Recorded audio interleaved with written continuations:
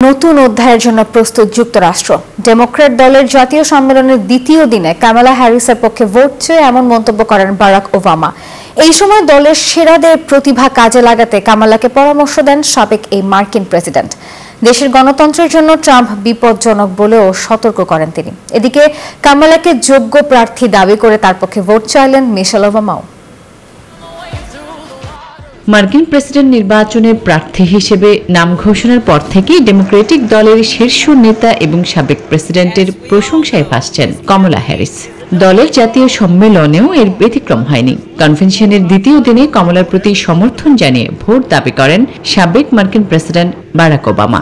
বলেন, নতুন অধ্যায়ের জন্য প্রস্তুত যুক্তরাষ্ট্র।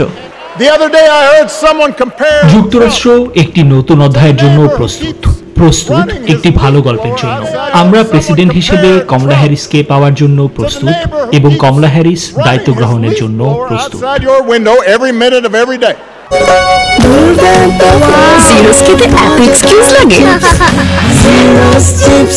এই সময় শিশু যৌন নিপীড়কদের বিরুদ্ধে প্রসিকিউটর হিসেবে কমলার লড়াইয়ের ইতিহাসও তুলে ধরেন সাবেক মার্কিন প্রেসিডেন্ট।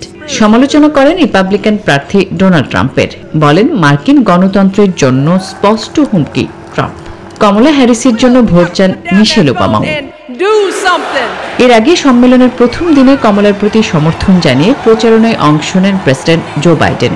সম্মেলনের তৃতীয় দিন অংশ নেবেন বিল ক্লিন্টনও। 4 দিনের এই সম্মেলন শেষ হবে আগামী বৃহস্পতিবার। আসমা তুলি, নিউজ 24।